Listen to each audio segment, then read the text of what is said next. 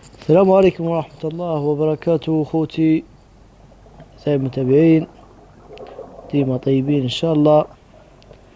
فيديو مغطس اليوم باستفتاحية كانت على مخلفات الصيادين. مخلفات صيادين الشبك، لقينا شبكة ريت فيها حوتة بيضة نحسبها ميتة. لما قربت لقيتها طرف فروج متاع الكيلو ولا نص كيلو أبيض ميت. شفته لما قربت منه فما بدأ يفتح ويسكر حي. سبحان الله، يعني وله مدة، أنا نقول له فوق أو له أسبوع كأقل شيء. أسبوع قاعد في مية، حتى أن الحما قاعد هش بكل تزر عليه بيدك يذوب.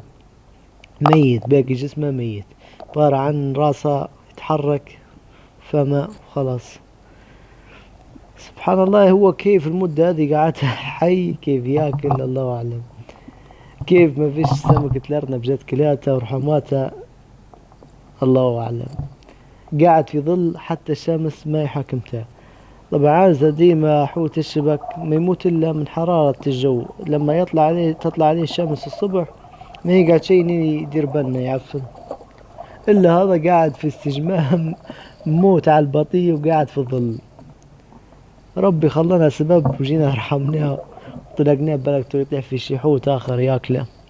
ويا ريت جماعة المراكب اللي يخدموا شبك، اي حد عنده شبكة تحجر عليه ولا دليل احداثية، اذا كان انت معش تبيها دليل احداثية وبلغ عليه اول واحد غطاس يغطس، قول له راه في شبكة استفدت منها خذيتها، يا تنظفها من البحر. فهمت انها حتقعد اصلا تمسك باستمرار، كل بعد فترة تمسك حوت ويعفن فيها، تمسك حوت وبعد هذا يعتبر فساد.